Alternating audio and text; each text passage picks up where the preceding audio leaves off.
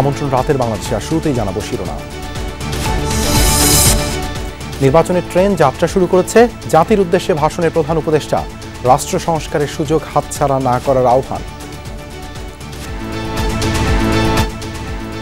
সিদ্ধান্ত হয়ে গেলে খুব দ্রুত আপনারা নির্বাচনের রোডম্যাপও পেয়ে যাবেন। নির্বাচনের ট্রেন যাত্রা শুরু করেছে, এটা আর থামবে না। বিদেশে চিকিৎসার জন্য খালেদা জিয়ার ভিসা প্রক্রিয়া সম্পন্ন, চাইলে দেশে ফিরতে তারেক রহমানকে সহায়তার প্রস্তাব ব্রিটিশ প্রতিমন্ত্রীর। সিন্ডিকেটের কারণে নিত্যপণ্যের দাম এখনও পুরোপুরি নিয়ন্ত্রণে নয়, জানালেন দুই উপদেষ্টা। ফ্যাসিবাদী কাঠামো ভাঙায় সফলতার দাবি। সেপ্টেম্বর শেষে খেলাপি ঋণ বেড়ে 2,85,000 কোটি টাকা। ব্যাংকিং খাতের জন্য অশনি সংকেত, বলছেন বিশ্লেষকরা।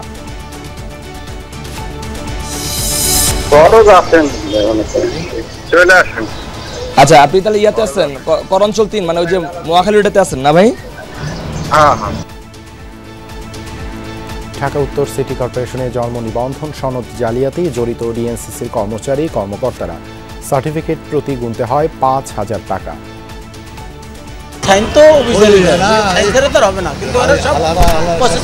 2 দিনের মধ্যে 2 থেকে 3 দিনের মধ্যে আপনাদের 2 জনেরটা হয়ে যাবে। 4 দিনের মধ্যে আপনি বাচ্চাটা করবেন, 6,000 টাকা। ঘরোয়া ক্রিকেটে আবারও ম্যাচ ফিক্সিং এর গন্ধ। তৃতীয় বিভাগে ম্যাচ ছেড়ে দিতে বাধ্য করার অভিযোগ আলফা ক্লাবের এক ক্রিকেটারের। 30 রানে 0 উইকেট। তখন কল দিছে একজন, বলতেছে যে উইকেট যাচ্ছে না কেন। তখন কোচ বলতেছে যে বোলার নিচে থেকে নামাইছি, উইকেট না গেলে আমি কি করব।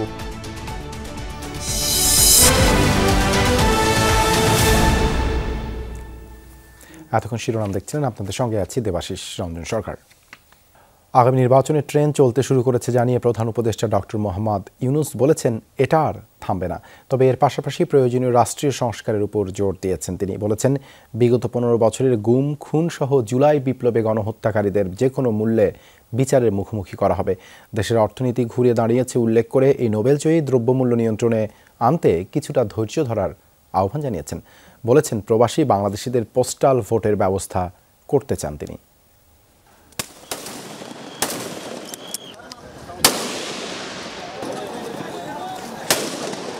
শুরুতেই জুলাই বিপ্লবের প্রায় 1,500 শহীদ এবং প্রায় 20,000 আত্মত্যাগী যোদ্ধার প্রতি গভীর শ্রদ্ধা জানান ডক্টর মোহাম্মদ ইউনূস। আমরা অন্তর্বর্তীকালীন সরকারের প্রথম 100 দিন অতিক্রম করলাম। একই সাথে শহীদ পরিবারগুলোকে পুনর্বাসন, আহতদের সুচিকিৎসা নিশ্চিত করা সহ গণহত্যায় জড়িতদের যে কোনো মূল্যে বিচারের হুঁশিয়ারি জানানো হয় জাতির উদ্দেশ্যে দেয়া চতুর্থ ভাষণে। প্রতিটি হত্যার বিচার আমরা করবই। জুলাই আগস্ট হত্যাকাণ্ডের বিচারের যে উদ্যোগ আমরা নিয়েছি, তার কাজও বেশ ভালোভাবে এগিয়ে যাচ্ছে। পতিত স্বৈরাচার শেখ হাসিনাকেও আমরা ভারতের কাছ থেকে ফেরত চাইব। কেবল জুলাই আগস্ট হত্যাকাণ্ডই নয়, আমরা গত 15 বছরে সব অপকর্মের বিচার করব। অভিযুক্ত যত শক্তিশালী হোক, যে বাহিনীরই হোক, তাকে ছাড় দেওয়ার কোনো সুযোগ নেই। কেবল দেশে নয়, গুম খুন ও জুলাই আগস্ট গণহত্যার সাথে জড়িতদের আমরা আন্তর্জাতিক আদালতেও বিচারের উদ্যোগ নিয়েছি। দ্রব্যমূল্যের কষ্টের কথা উল্লেখ করে তা সহনীয় করার চ্যালেঞ্জ নিয়ে কাজ করছে সরকার। তাছাড়া পতিত সরকারের ধ্বংসের দ্বারপ্রান্তে রেখে যাওয়া অর্থনীতির সচলে তার সরকার কাজ করছে জানিয়ে প্রধান উপদেষ্টা বলেন, তার সরকার বর্তমানে সবচেয়ে বেশি অগ্রাধিকার দিচ্ছে গ্রহণযোগ্য একটি নির্বাচন উপহার দেওয়ার। অন্তর্বর্তী সরকার সৃষ্টি হয়েছে রাজনীতিকে নীতির কাঠামোয় আনার জন্য এবং রাজনীতির জন্য নতুন পরিবেশ সৃষ্টির নিবিড় আকাঙ্ক্ষা থেকে। এই আকাঙ্ক্ষা পূরণ করা থেকে জাতিকে বঞ্চিত করবেন না। নির্বাচনের ট্রেন যাত্রা শুরু করেছে, এটা আর থামবে না। কিন্তু যেতে যেতে আমাদের অনেকগুলো কাজ সেরে ফেলতে হবে। এই ট্রেন শেষ স্টেশনে কখন পৌঁছবে সেটা নির্ভর করবে কত তাড়াতাড়ি আমরা তার জন্য রেল লাইনগুলো বসিয়ে দিতে পারি, আর তা হবে রাজনৈতিক দলসমূহের ঐক্যমত্যের মাধ্যমে।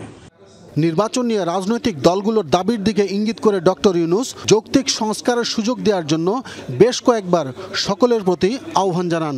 তবে আমি আপনাদের কথা দিচ্ছি, আপনারা সুযোগ দিলে প্রয়োজনীয় কিছু অত্যাবশ্যকীয় সংস্কার কাজ শেষ করেই আমরা আপনাদের কাঙ্ক্ষিত নির্বাচন আয়োজন করব। ততদিন পর্যন্ত আমি আপনাদের ধৈর্য ধারণ করার অনুরোধ করব।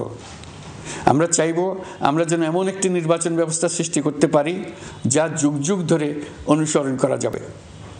এর ফলে সাংবৎসরিক রাজনৈতিক সংকট থেকে আমাদের দেশ রক্ষা পাবে। এই জন্য প্রয়োজনীয় সময়টুকু আমি আপনাদের কাছ থেকে চেয়ে নিচ্ছি। তার সরকারের বিরুদ্ধে চলা দেশি বিদেশি ষড়যন্ত্র মোকাবেলায় দেশবাসী সহ সব রাজনৈতিক দলগুলোকে ঐক্যবদ্ধ হওয়ার আহ্বান জানান প্রধান উপদেষ্টা। এই সরকারকে ব্যর্থ করার জন্য, অকার্যকর করার জন্য বিশাল অর্থে বিশ্বব্যাপী এবং দেশের প্রতিটি স্থানে, প্রতিটি প্রতিষ্ঠানে এক মহাপরিকল্পনা প্রতি মুহূর্তে কার্যকর রয়েছে। তাদের একটি বড় প্রচেষ্টা হচ্ছে আমাদের মধ্যে বিভেদ সৃষ্টি করা। তারা সফল হওয়া মানে জাতির মৃত্যু, জাতি হিসেবে আমাদের অবসান।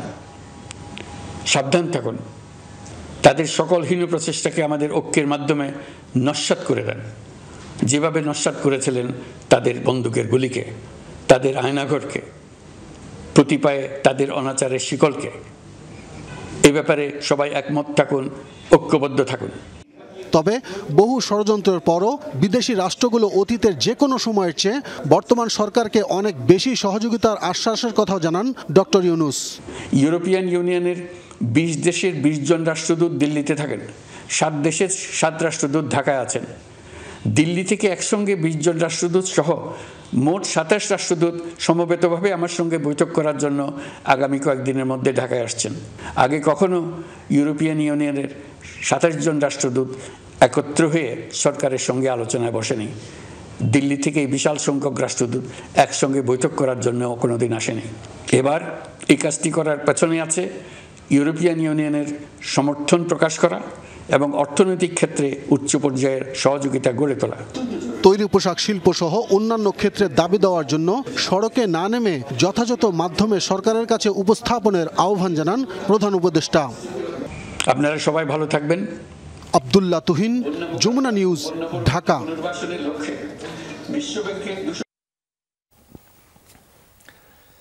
খালেদা জিয়া চাইলে চিকিৎসার জন্য যে কোনো সময় লন্ডনে যেতে পারেন, তার ভিসা প্রক্রিয়া সম্পন্ন হয়েছে বলে জানিয়েছেন পররাষ্ট্র উপদেষ্টা তৌহিদ হোসেন। আর সরকার চাইলে বিএনপির ভারপ্রাপ্ত চেয়ারম্যান তারেক রহমানকে দেশে ফিরতে ব্রিটেন সহায়তা করবে বলে জানিয়েছেন দেশটির প্রতিমন্ত্রী ক্যাথরিন ওয়েস্ট।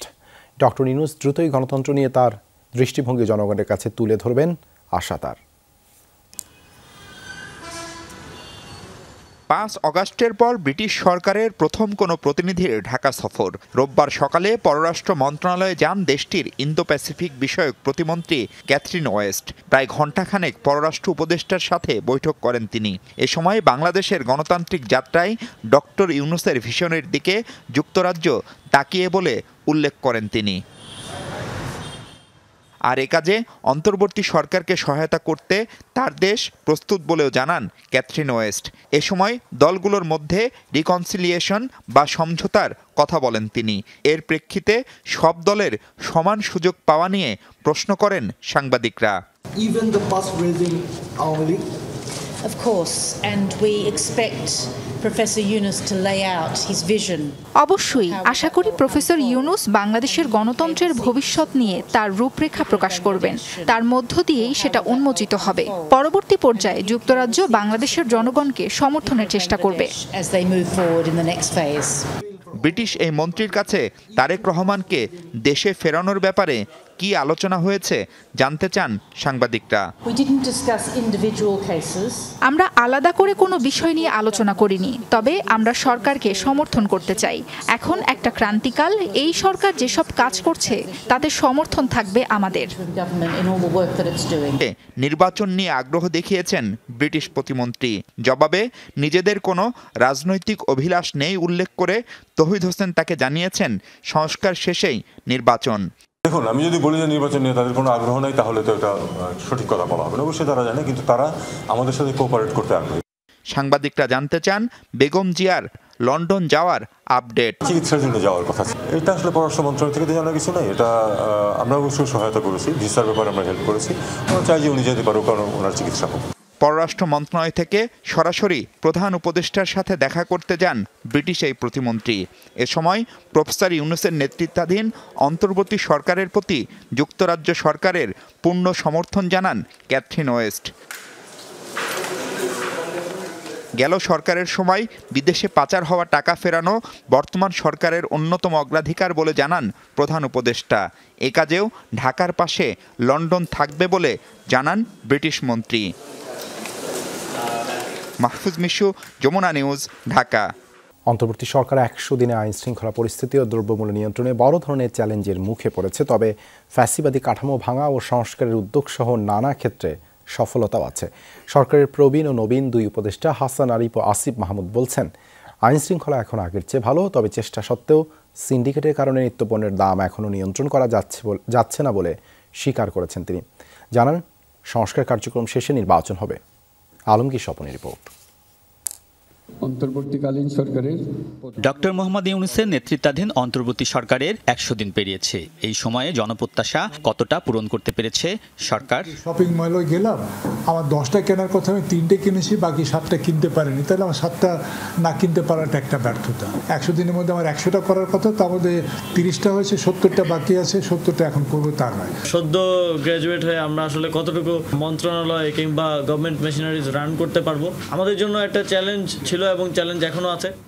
ক্ষমতাচ্যুত আওয়ামী লীগ অর্থনীতি, প্রশাসন, বিচার বিভাগ, নির্বাচনী ব্যবস্থা ভেঙে দিয়েছে। ভঙ্গুর রাষ্ট্র ব্যবস্থাকে গড়ে তুলতে সংস্কার সহ নানা ক্ষেত্রে সরকার সাহসী উদ্যোগ নিয়েছে বলে জানান প্রবীণ ও নবীন দুই উপদেষ্টা। দাবি করেন, আইন শৃঙ্খলা পরিস্থিতি এখন আগের চেয়ে ভালো। যে পরিস্থিতিতে আমরা আসলে সরকারের দায়িত্ব পেয়েছি, আইন শৃঙ্খলা বাহিনী একটা ভঙ্গুর অবস্থায়, পলাতক অবস্থায় ছিল, সেই অবস্থা থেকে এখন দৃশ্যমান পরিবর্তন হচ্ছে এবং সামনের দিনগুলোতেও নতুন রিক্রুটমেন্ট সহকারে অনেক ভেহিকেল আসলে পড়া গিয়েছে, অনেক থানা ক্ষতিগ্রস্ত হয়েছে, সেগুলো আবার পুনর্গঠনের সংস্কারের কাজ চলমান আছে। আইন শৃঙ্খলা রক্ষাকারী বাহিনীর উপস্থিতিটা কম ছিল, যেহেতু তারা একটা ট্রমার মধ্যে ছিল, যেহেতু তার একটা পরিস্থিতির মধ্য দিয়ে তাদেরকে যেতে হয়েছে, তবে আস্তে আস্তে সেটা দূর হয়েছে।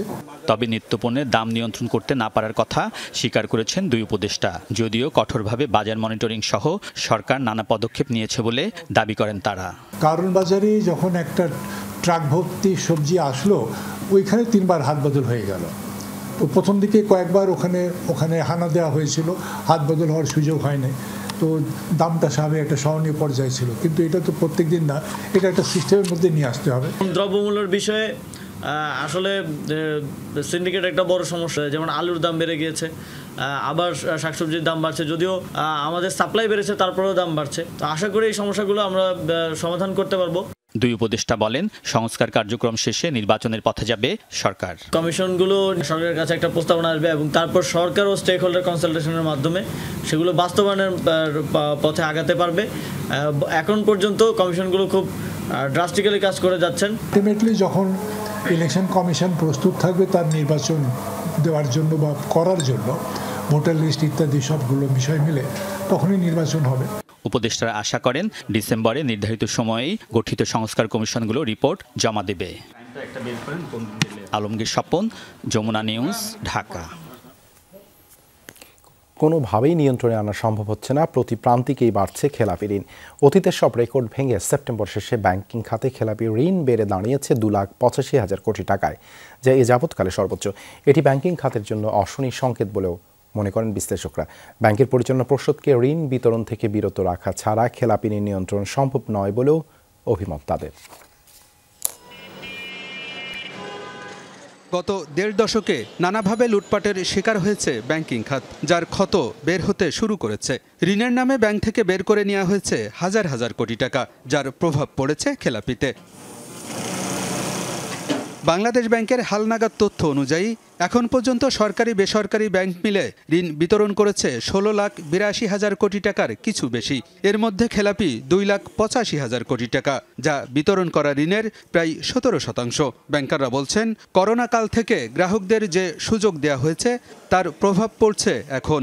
ইচ্ছাকৃত খেলাপিদের কারণেও মন্দ ঋণের পরিমাণ বেড়েছে বলে জানান তারা।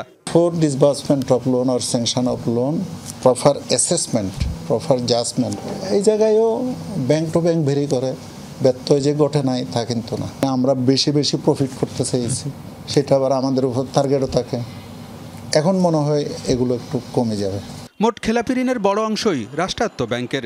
খেলাপি 1,26,111 কোটি টাকা, যা বিতরণ করা ঋণের 40% উপরে। আর বেসরকারি বাণিজ্যিক ব্যাংকের খেলাপি 1,50,000 কোটি টাকা। প্রকৃত খেলাপি ঋণের চিত্র আরও খারাপ বলেও মন্তব্য বিশ্লেষকদের। এই খেলাপি ঋণের হিসাবগুলো আমরা হাইড করতাম, ঠিকমতো জনসমক্ষে এগুলো প্রকাশ করা হতো না। এবং সেটা তো প্রথম থেকে সবাই বলা হচ্ছে যে খেলাপি ঋণ যদিও দেখানো হচ্ছে 10-11, আসলে এটা 10-11 না, এটা 20-25 যা ঠেকবে। এগুলোর জন্য দায়ী হচ্ছে আমাদের যত লোন দেয়।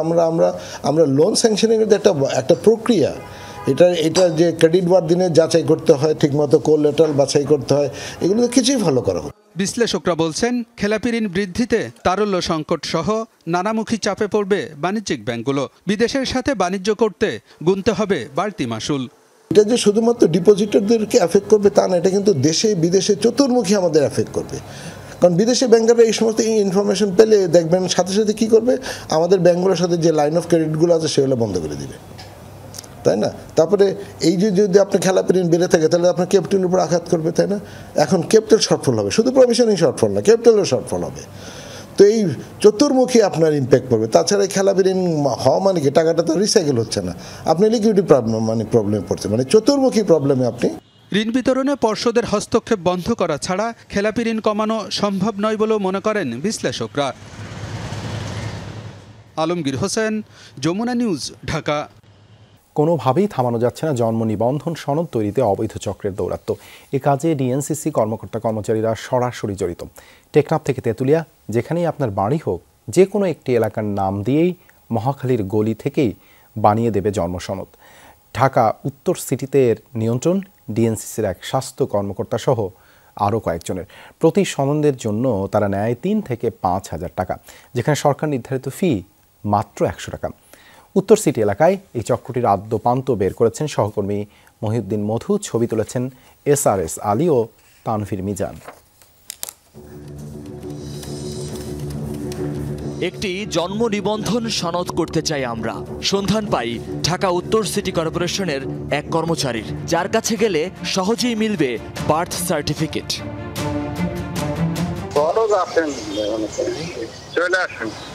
আচ্ছা, আপনি তাহলে ইয়াতে আছেন, করঞ্চল 3, মানে ওই যে মহাখালী রোডেতে আছেন না ভাই?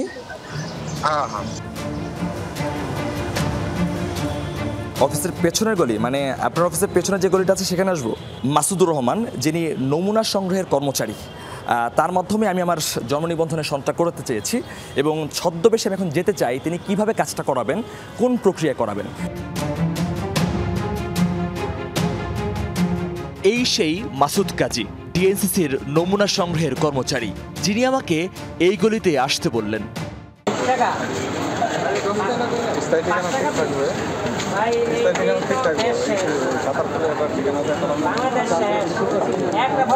যে কারো কিংবা যে জেলারই হোক, প্রয়োজনীয় কাগজপত্র না থাকলেও জন্ম নিবন্ধন করা যাবে এখান থেকেই। প্রতি সনদের জন্য গুনতে হবে 3,000 টাকা। 3,000। একটি চক্র মিলে কাজটি করে মহাখালীর ডিএনসিসির অঞ্চল 3-এর অফিসের পেছনের এই গলিতে। আবেদন থেকে সনদ প্রাপ্তি পর্যন্ত সব কাজ হয় এই কম্পিউটারের দোকানগুলোতে। আদতে যা হওয়ার কথা অনলাইনে বা কার্যালয়ের ভেতরে। চক্রটির কাজ শুরু হয় এই ডিএনসিসির কর্মচারী মাসুদ কাজীকে দিয়ে। মাসুদ প্রথমত কাজটিতে যুক্ত করেন তার ভাগ্নেকে। তিনি নিয়ে যান কম্পিউটার দোকানে। সেখান থেকে আবেদনের প্রক্রিয়া হয়ে গেলে সিটি কর্পোরেশন অংশের বাকি কাজ করেন চক্রের অন্যতম মাসুদ কাজী। মাসুদরে তো আপনি চিনেন? তারা আমি চিনি। তাহলে কিভাবে চিনেন তারে? তারা চিনি, অফিসের লোক এসেছিল। হ্যাঁ, সে তো কালকে বললো আপনাকে কাজটা করে দেওয়ার জন্য 3,000 টাকা করে। না, এর কথা মনে পড়ে? চিনছেন কালকে এই সময় যে এটার পাশে আপনি এই পাশে ভিডিও আছেন, এটা ছবি তুলে রাখছি। দোকান থেকে একটি মাত্র আইডি পাসওয়ার্ড দিয়েই হচ্ছে একের পর এক জন্ম নিবন্ধনের সনদ তৈরির প্রক্রিয়া। এ কি করে সম্ভব? একটা আইডি দিয়ে পাসওয়ার্ড হয় না, বাকি কাজগুলো আপনারা কিভাবে করেন? করে অনেকে করে, যে এখানে লোকজন আছে, দেখেন এখানে আছে, আশেপাশে আছে, অনেকে আছে কথা বলেন। অথচ আগের দিনে তিনি বলেছিলেন ভিন্ন কথা। 2 দিনের মধ্যে, 2 থেকে 3 দিনের মধ্যে আপনাদের 2 জনেরটা হয়ে যাবে। 4 দিনের মধ্যে আপনি বাচ্চাটা করবেন, 2টা 6,000 টাকা। এবার যমুনা টিভির উপস্থিতি টের পেয়ে লাপাত্তা মাসুদ। জন্ম নিবন্ধনের কাজটার জন্য আসছিলাম, কালকে যে কথা হলো আপনার সাথে 3000 টাকা করে। আমি দেই না, আমি দেখি মনে সব বাক্সি সাইন তো হবে না, কিন্তু সব প্রসেস করে দেয়। ততক্ষণে বেরিয়ে আসে মাসুদের আরও কিছু তথ্য। কর্মচারী হয়েও রাজনৈতিক পরিচয়ই তার শক্তি। মাসখানেক আগে মাসুদকে বদলি করা হয় উত্তরা জোনে, সেখান থেকেও নিয়ন্ত্রণ করছেন এই চক্র। যদি মহাকালী যান তাহলে গেলে আমার ফোন দিলে আমি বলে দেবো না, কাগজ দিয়ে দেবো না। এর আগেই ছিল দলীয় নেতাবাতা ছিল। মাসুদের অপকর্ম সবাই জানলেও অঞ্চলের নির্বাহী কর্মকর্তা জানেন না পোস্টিংয়ের পরও আরেক অঞ্চলে বসে তার অঞ্চল নিয়ন্ত্রণ করছেন। সে কোথায় আছে এখন? স্যার বদলি করে দিয়েছে স্যার উত্তরা। উত্তরা মানে কোথায়? উত্তরা অঞ্চল 6 অঞ্চল 6 আর সারাদিন এই অফিসে দালালি করে স্যার। আপনার সাথে করে না ধরতে পারতেন স্যার। এই এক একটা জন্ম সনদের জন্য সে 3000-6000 টাকা নেয়। হ্যাঁ নিয়ে নিয়ে আরে ওয়া নিয়ে কোনো কাজ হবে না। এই চক্রের ফাইলগুলোর চূড়ান্ত অনুমোদন দেন স্বাস্থ্য সহকারী কর্মকর্তা ও জন্ম নিবন্ধক ডাক্তার ফিরোজ আলম। তার হাতেই থাকে জন্ম নিবন্ধনের রেফারেন্স কপিগুলো সত্যায়িত করার ইখতিয়ার। ভারতীয় নাগরিক ও রোহিঙ্গাদের নিবন্ধন দেওয়ার দায়ে ইতোমধ্যে 2 বার ব্যবস্থা নেওয়া হয়েছিল এই ডাক্তার ফিরোজের বিরুদ্ধে। সেই নথিও আসে যমুনার হাতে। আমরা আসমান থেকে নাজিল হওয়া কোনো প্রতিষ্ঠান না, এটা আমরা প্রতিনিয়ত আমরা কাজ করছি, ঘোষণা বাজার কাজ করছি। ডাক্তার ফিরোজও আছেন উত্তরায়, দুজন মিলে একসাথে চালাচ্ছেন এই সিন্ডিকেট। তাকে একাধিকবার আপনারা পানিশ করেছেন, রাইট? আপনি এই যে পুতা পয়েন্টে আসছেন, আমরা জানি এটা কোনো না, গোপন কোনো বিষয় না, আমরা ওনার সম্পর্কে জানি। আমি প্রতিনিয়ত ওনার স্টাফকে এনে গালিগালাজ করতাম, কিন্তু এই যে ডাক্তার ফিরোজ সাহেব এখান থেকে যাওয়ার কারণে আমি হাফ ছেড়ে বেঁচেছি। ও অনৈতিকতার লেভেলটা সে দ্রুত নেমে যাচ্ছে, আমাকেও দ্রুত নামতে হবে, নেমে আমাকে তাকে ধরতে হবে। ডাক্তার ফিরোজের বক্তব্য জানতে চাইলেও নাগাল পাওয়া যায়নি তার। নাকের ডগায় এমন ঘটনা নতুন কিছু নয় সিটি কর্পোরেশনের জন্য। জানা থাকলেও ব্যবস্থা নেওয়ার এখতিয়ার নেই বলে এড়িয়ে যান ডিএনসিসির প্রধান স্বাস্থ্য কর্মকর্তা। দায় ঠেলে দেন আঞ্চলিক কর্মকর্তার কাছে। আমাদের এখানে আঞ্চলিক নির্বাহী কর্মকর্তারা ওনারাই দেখে, আমি কিছুই বলতে পারবো না, আমার কোনো অথরিটিই নাই। অভিযোগ খতিয়ে দেখার সেই গতানুগতিক আশ্বাস রেজিস্ট্রার জেনারেলের। ওই দোকান থেকে সে একটা আইডি দিয়ে 100টা কিভাবে করতে পারছে? এই প্রশ্নের জবাব আমি দিতে পারবো না, কারণ একটা আইডি দিয়ে সে 100টা কিভাবে করবে সেটা তো এই প্রশ্নের জবাব তো আমি সে করেছে এবং অলরেডি আমাকে সে কমপ্লিটে দিয়েছে, আমাদের ডকুমেন্টস আছে। আমরা ঢাকা উত্তর সিটি কর্পোরেশনের 5 থেকে 6 জন লোকের বিরুদ্ধে ব্যবস্থা নিয়েছি এবং অনেকে সাসপেনশনে আছে। অর্থাৎ আপনারা অভিযোগ পেলে সেটা ব্যবস্থা? হ্যাঁ, আমরা সাসপেনশনে আছে অনেকে। পুরো চক্র যখন যমুনার ক্যামেরায়, তখন বারবার বিষয়টি এড়িয়ে যাওয়ার আবদার চক্রের গোড়া মাসুদ কাজীর। সিটি কর্পোরেশন আছে, যে কোনো কাজকাম থাকলে আপনি ব্লক করেন, সমস্যা নাই। মহিউদ্দিন মধু, যমুনা নিউজ, ঢাকা। ঘরোয়া ক্রিকেটে আবারও ম্যাচ ফিক্সিংয়ের গন্ধ। বিসিবিতে পাপন যুগের অবসানের পর প্রথমবার অভিযোগ এলো ম্যাচ ছেড়ে দেওয়ার। চলমান 3য় বিভাগের ট্যালেন্ট হান্ট ক্রিকেট একাডেমির বিপক্ষে ম্যাচ ছেড়ে দিতে বাধ্য করা হয়েছিল, এমন দাবি করছেন আলফা ক্লাবের এক ক্রিকেটার। বোলারকে দিয়ে ওপেনিং করানো, 21 রান অতিরিক্ত দেয়া, একাধিক পারফর্মারকে বসিয়ে রাখার সত্যতাও মেলে, যদিও সব অভিযোগ অস্বীকার করেছেন ক্লাবটির কোচ। শাহিন আলমের তোলা ছবিতে বিস্তারিত জানাচ্ছেন হাসান আল মারুফ। কল দিছে একজন, বলতেছে যে উইকেট যাচ্ছে না কেন। পার্ট টাইম বলার লাগাচ্ছিল যাতে কিছু রান দেওয়া হয়। আগের ম্যাচে 9 নম্বরে ব্যাটিং করছে, ওপেন করাইছে। চলছে 3rd ডিভিশন লিগ, সেই ম্যাচে এবার অভিযোগ ফিক্সিংয়ের, ম্যাচ পাতানোর। গেল 14 নভেম্বর চলছিল ট্যালেন্ট হান্ট ক্রিকেট একাডেমির বিপক্ষে আলফা স্পোর্টিং ক্লাবের ম্যাচ। দুই দলের সামনেই সমান সুযোগ, জিতলেই সুপার লিগ খেলার। ট্যালেন্ট হান্টের দেয়া 182 রানের লক্ষ্যে তখন ব্যাটিংয়ে আলফা স্পোর্টিং ক্লাব। ম্যাচের মাঝেই যমুনা টিভির হাতে খবর আসে ম্যাচ ছেড়ে দিতে বলা হয়েছে আলফা স্পোর্টিংকে। হলো তাই, দলটা অল আউট মাত্র 92 রানে। সেই দলেরই একজন জানান দ্রুত খেলার নির্দেশ আসে টিম থেকে। বিস্তারিত কথা বলেন যমুনার ক্যামেরায়, কিভাবে ম্যাচ পাতানো হয় জানালেন সেই গল্প। সবাই গিয়ে তাড়াহুড়া করে উইকেট দিয়ে দিছে। এক একজনের এক এক নির্দেশনা ছিল, যে ম্যাচটা যে জিততে হবে এরকম কোনো নির্দেশনাই ছিল না। শেষের দিকে গিয়ে রান কম হওয়ার পরে পার্ট টাইম বলার লাগাচ্ছিল যাতে কিছু রান দেওয়া হয়, যাতে স্কোরটাকে বড় করা হয়। তারপরে ব্যাটিংয়ের সময় এই আগের ম্যাচে 9 নম্বরে ব্যাটিং করছে এরকম একজন ব্যাটসম্যানকে ওপেন করাইছে। দেখা যাক সেই ম্যাচের স্কোর কার্ড কি বলে। এমন গুরুত্বপূর্ণ ম্যাচে আলফা ক্লাব ওপেনিং করতে নামায় দলের মূল বোলারকে। ওয়ান ডাউনেও নামানো হয় তাকে, যিনি দলের 10 নম্বর ব্যাটার। এমনকি দলের মূল 2 পারফর্মারকে বসিয়ে রাখা হয় ডাগ আউটে। দলের টপ উইকেট টেকার মুশফিক মুন্নাকে যেমন খেলানো হয়নি, তেমনি এই ম্যাচে অতিরিক্ত 21 রান দেয় আলফার বোলাররা। স্কোর কার্ড যখন অভিযোগের সত্যতার প্রমাণ দেয়, তখন যথারীতি তা অস্বীকার করছেন দলটির কোচ। এখানে আমার তো আমি জিতে তো আমি সুপার লিগে যাবো ভাই, তাহলে আমি তো ছাড়বো, আমি যেখানে সুপার লিগ যেতে সেখানে আমি ছাড়বো ম্যাচ। তবে বিপরীত অবস্থানে অভিযোগকারী সেই ক্রিকেটার। প্রথম দিকে যখন আমাদের উইকেট যাচ্ছিল না 30 রানে 0 উইকেট, তখন কল দিছে একজন, বলতেছে যে উইকেট যাচ্ছে না কেন। তখন কোচ বলতেছে যে বোলার নিচে থেকে নামাইছি, উইকেট না গেলে আমি কি করব। তো ওই ভাইটাল ম্যাচের মধ্যে 3টা প্লেয়ারকে চেঞ্জ করা হয়েছে, এর মধ্যে 2টা প্লেয়ার বেস্ট পারফর্মারদের মধ্যে ছিল। 2জন পারফর্মার প্লেয়ার বাদ গেছে, একজন লেফট আর্ম স্পিনার আর একজন পেস বোলার, 2জনই পারফর্মার। সেই ম্যাচে মাঠে ছিলেন আকসুর একজন প্রতিনিধি। দলের একজন ভিডিও করতে গেলে কেড়ে নেওয়া হয় তার ফোন। যমুনা টিভি নিশ্চিত হয়েছে, বিসিবির এন্টি কারাপশন ইউনিটও নিশ্চিত হয়েছে ম্যাচটি পাতানো ছিল। বিসিবি সভাপতিও জানিয়েছিলেন এখন আর কোনো ছাড় নয়। আমরা 3rd ডিভিশন ক্রিকেটে আমরা একটা করে চিঠি পাঠিয়েছি মানে আমাদের অ্যান্টি কারাপশন থেকে। তার মানে 3rd ডিভিশন ক্রিকেটে আমরা চিঠি পাঠাতে পারি, তার মানে উই আর ভেরি সিরিয়াস। শুধু তাই নয়, ক্লাবটির বিরুদ্ধে অভিযোগের তীর আরও এক ম্যাচের দিকে।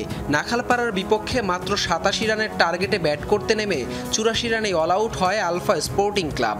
অবাক করা ব্যাপার, সেই ম্যাচে একসময় 63 রানে ছিল 3 উইকেট। সেখান থেকে মাত্র 21 রানে 7 উইকেট হারিয়ে পরাজিত দল আলফা স্পোর্টিং ক্লাব। যদি এভাবেই চলতে থাকে তাহলে প্রশ্নটা থেকেই যায়, কিভাবে আসবে পরিবর্তন, কিভাবে এগোবে দেশের ক্রিকেট, আর কিভাবেই বা তৈরি হবে ভালো ক্রিকেটার। হাসান আল মারুফ, যমুনা স্পোর্টস, ঢাকা। প্রধান উপদেষ্টা ডক্টর ইউনূসের মামলার মতো একদিনে তারেক রহমানের মামলা প্রত্যাহারের দাবি জানিয়েছেন বিএনপি নেতারা। তাদের দাবি, অন্তর্বর্তী সরকারকে বিব্রত করতে চায় না বিএনপি। আওয়ামী লীগের পথে হেঁটে বিএনপিকে ঠেকানোর চেষ্টা থেকে বিরত থাকার আহ্বান জানান নেতৃবৃন্দ।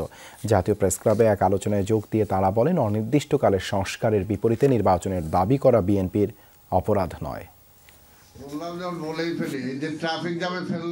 সমসাময়িক ইস্যুতে প্রেস ক্লাবে আয়োজিত আলোচনা সভায় যোগ দেন বিএনপি নেতারা। একটা গ্রহণযোগ্য নির্বাচন করে রাজনীতিবিদদের হাতে ক্ষমতায় ছেড়ে দেওয়া। বিএনপি চেয়ারপারসনের 2 উপদেষ্টা বলেন, দেশে নির্বাচিত সরকার প্রয়োজন। আওয়ামী লীগের মতো নির্বাচন বিরোধী মনোভাব অন্তর্বর্তী সরকারেরও কিনা সেই প্রশ্ন রাখেন তারা। এই সরকার সময় চাচ্ছে, সময় দিলে কি ফ্যাসিবাদ আরো শক্তিশালী হবে, না সময় দিলে তারা বিএনপিকে দুর্বল করবে? জনগণ যাকে ভোট দেয় সে আসবে। হাসিনাও তো এর জন্য 3টা নির্বাচন দেয় নাই। কেউ কি ওই ভূত তার কাঁধে বসছে কিনা আজকে এই সরকারকে চিন্তা করতে হবে। 100 বছর ধরে সংস্কার করলে সেই সংস্কার শেষ হবে না। সেই সংস্কার করার পরে একটা নির্বাচন দিবেন, সেই নির্বাচনের জন্য মানুষ প্রতীক্ষা করবে। দীর্ঘদিন তো মানুষ এটা অপেক্ষা করবে না। এটা বলে কি আমাদের অপরাধ? এদেশের মানুষ তো গণতন্ত্র ধরে আন্দোলন করেছে। নেতারা দাবি জানান, আওয়ামী লীগ 14 দল ও জাতীয় পার্টিকে নিষিদ্ধের, বিএনপিকে ঠেকানোর চেষ্টা থেকে বিরত থাকার আহ্বানও জানান তারা। প্রফেসর ইউনূস সাহেবের মামলা যদি একদিনে উইথড্র হতে পারে, তাহলে কেন তারেক রহমানের মামলা উইথড্র হবে? দুঃশাসনের যারা সহযোগী ছিল তাদের কাঁধের থেকে হাতটা সরান, কাজটা বিএনপির হাতেই রাখেন পুরোপুরি। আওয়ামী লীগের পুষেন না, বিএনপির ঠেকানোর চেষ্টা করেন না। কোন হত্যা সরকার? এই সরকারকে যারা সমর্থন করেছে, এই সরকার যারা সহযোগী ছিল, 14 দল, হাসান হক ইনু, রাহাত খান মেনন সহ এবং জাতীয় পার্টির 2 অংশকেই নিষিদ্ধ ঘোষণা করা উচিত। আগামী দিনে তারা কোথায় আছেন? এত তাড়াতাড়ি ভুলে গেলেন? না, এই সময় আপনাদের তো স্টেডিয়াম বানানোর সময় আপনাদের দেওয়া হয় নাই। আপনি বিভিন্ন দেশে বড় বড় বিল্ডিং করবেন, এত কিছু করবেন, সে আরেকটা হাইওয়ে করবেন, এটা তত্ত্বাবধায়কের কাজ না। আপনাদের নিয়ে অনেক ষড়যন্ত্র হচ্ছে, দেশি বিদেশি অনেক ষড়যন্ত্র চলছে। বিএনপি নেতারা বলেন নিত্যপণ্যের দাম, ডেঙ্গু নিয়ন্ত্রণ সহ জনসম্পৃক্ত বিষয়ে পদক্ষেপ নিয়ে নির্বাচনের পরিকল্পনা ঘোষণা করতে হবে অন্তর্বর্তী সরকারকে। সমস্ত কিছু বিসর্জন করে দিয়ে যেই সরকার প্রতিষ্ঠার জন্য আমরা কাজ করেছি সেই সরকারের প্রত্যাশা কিন্তু বিসর্জন হতে পারে। সাইফুদ্দিন রবিন, যমুনা নিউজ, ঢাকা। অন্তর্বর্তী সরকারের উচিত গণ অভ্যুত্থানে নিহত এবং আহতদের পূর্ণাঙ্গ তালিকা তৈরির জন্য একটি কমিশন গঠন করা ও শহীদদের জাতীয় বীর ঘোষণা করা, এমন মন্তব্য করেছে জামায়াতে ইসলামী ঢাকা মহানগর উত্তরের আমির মোহাম্মদ সেলিম উদ্দিন। সন্ধ্যায় রাজধানীর মিরপুরের বেনারসি পল্লীতে আয়োজিত যুব সমাবেশে একথা বলেন তিনি। আহতদের সুচিকিৎসায় দ্রুত ব্যবস্থা না নিলে প্রশ্নবিদ্ধ হতে পারে সরকার, তাই প্রয়োজন হলে আহতদের বিদেশে চিকিৎসার জন্য পাঠানোর আহ্বান জানান তিনি। এ সময় দেশের বর্তমান অস্থিরতা রুখতে দলীয় পরিচয় বিবেচনা না করে টেন্ডারবাজ এবং চাঁদাবাজদের দ্রুত গ্রেপ্তারের আহ্বান জানান। বিগত সরকারের সমালোচনা করে তিনি বলেন, ক্ষমতায় টিকে থাকার জন্য আওয়ামী লীগ যুবকদের হাতে অস্ত্র ও মাদক তুলে দিয়েছিল। বাংলাদেশ থেকে পাচার করা অর্থ ফিরিয়ে আনার প্রচেষ্টায় ঢাকাকে পূর্ণ সহায়তা দেবে যুক্তরাজ্যের সরকার, এমনটাই জানিয়েছেন যুক্তরাজ্যের ইন্দো প্যাসিফিক বিষয়ক মন্ত্রী ক্যাথরিন ওয়েস্ট। রাষ্ট্রীয় অতিথি ভবন যমুনায় প্রধান উপদেষ্টা ডক্টর মোহাম্মদ ইউনূসের সঙ্গে সাক্ষাৎকালে এই কথা বলেন তিনি। বৈঠকে দেশের গুরুত্বপূর্ণ প্রতিষ্ঠান ও নির্বাচন কমিশন পুনর্গঠন করতে সংস্কার উদ্যোগ নিয়ে আলোচনা করেন প্রধান উপদেষ্টা। বলেন, দেশে অবাধ ও সুষ্ঠু নির্বাচন নিশ্চিত করা এবং পূর্ববর্তী শাসনামলে চর্চা করা ব্যাপক ভোট কারচুপি থেকে বিরত থাকা এই সংস্কারের লক্ষ্য। পশ্চিমা দেশগুলো সরকারের সংস্কার উদ্যোগগুলোকে সমর্থন করে উল্লেখ করে ক্যাথরিন ওয়েস্ট বলেন, নির্বাচন, বিচার বিভাগ ও সাংবিধানিক সংস্কারের মূল দিকগুলোতে প্রাণবন্ত বিতর্ক দেখতে চায় ব্রিটেন।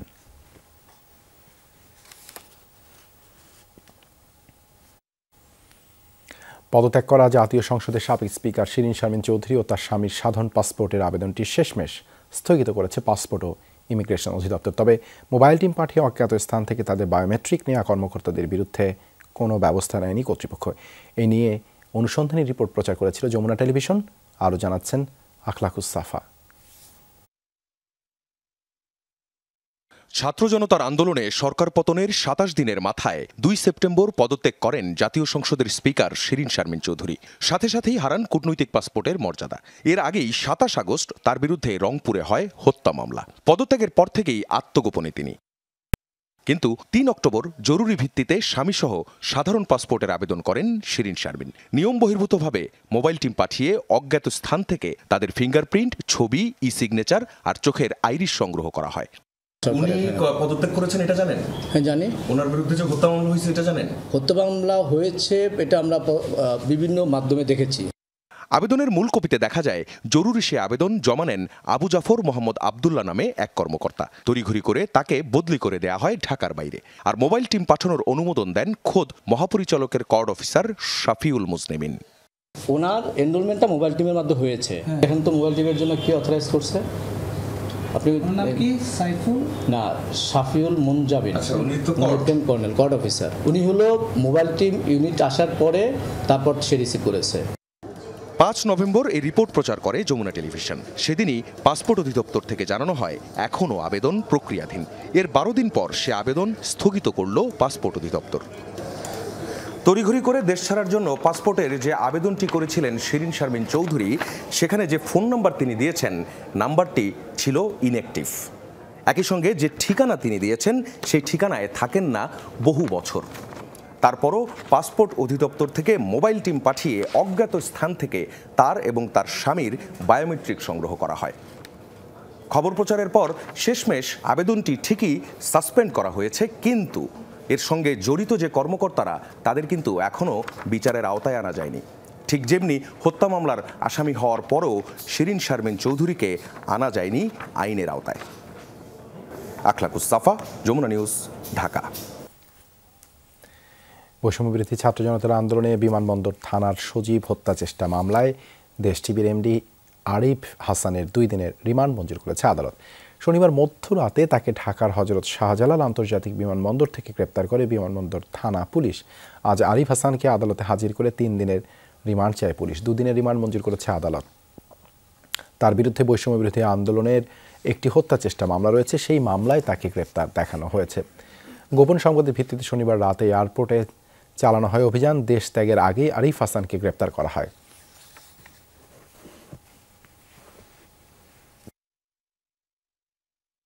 গাইবান্ধায় বিএনপি অফিস ভাঙচুরের মামলায় গ্রেপ্তার গোবিন্দগঞ্জ উপজেলা যুবলীগের দপ্তর সম্পাদক জাহাঙ্গীর আলমকে কারাগারে পাঠিয়েছেন আদালত। সম্প্রতি সাবেক প্রধানমন্ত্রী শেখ হাসিনার সাথে জাহাঙ্গীরের একটি ঘটনালাপ ভাইরাল হয় সামাজিক যোগাযোগ মাধ্যমে। শুক্রবার ভোরে নওগাঁর মান্দা থেকে তাকে গ্রেপ্তার করে পুলিশ। গোবিন্দগঞ্জ থানার ওসি জানান, গত ৩ আগস্ট জাহাঙ্গীর ও তার সহযোগীরা গোবিন্দগঞ্জ বিএনপি অফিসে হামলা চালিয়ে ব্যাপক ভাঙচুর করে, এরপর আত্মগোপন করেন। সম্প্রতি সাবেক প্রধানমন্ত্রী শেখ হাসিনার সাথে ফোন আলাপ ভাইরাল হলে আলোচনায় আসেন জাহাঙ্গীর। নিখোঁজ 6 নারী ও শিশুর মরদেহ উদ্ধার করাকে কেন্দ্র করে আবার উত্তপ্ত হয়ে উঠেছে ভারতের মণিপুর রাজ্য। নতুন করে ব্যাপক সহিংসতার ঘটনা ঘটেছে উত্তর পূর্বাঞ্চলীয় রাজ্যটিতে। তুমুল বিক্ষোভের জেরে অনির্দিষ্টকালের জন্য কারফিউ জারি করা হয়েছে রাজ্যের সবচেয়ে সহিংসতাপ্রবণ 3 জেলা পূর্ব ইম্ফল, পশ্চিম ইম্ফল ও থাউবালে। 5 দিনের জন্য বন্ধ ঘোষণা করা হয়েছে ইন্টারনেট সেবা। মঙ্গলবার ভারতের স্বরাষ্ট্র মন্ত্রণালয়ের এক প্রজ্ঞাপনে এই তথ্য জানানো হয়। শনিবার মেইতেই সম্প্রদায়ের অপহৃত 6 নারী ও শিশুর মরদেহ উদ্ধার করলে স্থানীয় রাজনীতিকদের বাসভবনে হামলা চালায় বিক্ষুব্ধ জনতা। টায়ার জ্বালিয়ে ইম্ফলের মূল সড়কগুলো অবরোধ করে বিক্ষোভকারীরা। অগ্নিসংযোগ ও ভাঙচুর করা হয় বেশ কয়েকটি যানবাহনে। পরিস্থিতি নিয়ন্ত্রণে এই সিদ্ধান্ত নেয় রাজ্য প্রশাসন।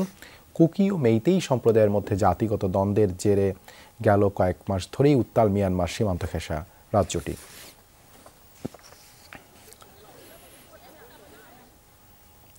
আবারও হামলার টার্গেট হয়েছে ইসরায়েলের প্রধানমন্ত্রী বেনিয়ামিন নেতানিয়াহুর বাসভবন। পুলিশ জানিয়েছে শনিবার 2টি বোমা ছোড়া হয়েছে সেজারিয়ার বাড়িটিতে, তবে ক্ষয়ক্ষতির কোনো তথ্য পাওয়া যায়নি।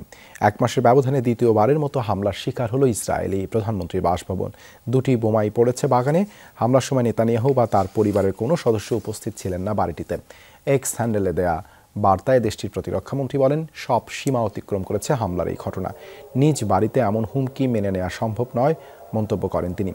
ইরান ও দেশটির সমর্থিত সশস্ত্র গোষ্ঠীগুলোকে হত্যা চেষ্টার দায়ে অভিযুক্ত করেন ইসরায়েলি মন্ত্রী। এই ছিল রাতের বাংলাদেশে। এতক্ষণ আমাদের সাথে থাকার জন্য ধন্যবাদ সবাইকে।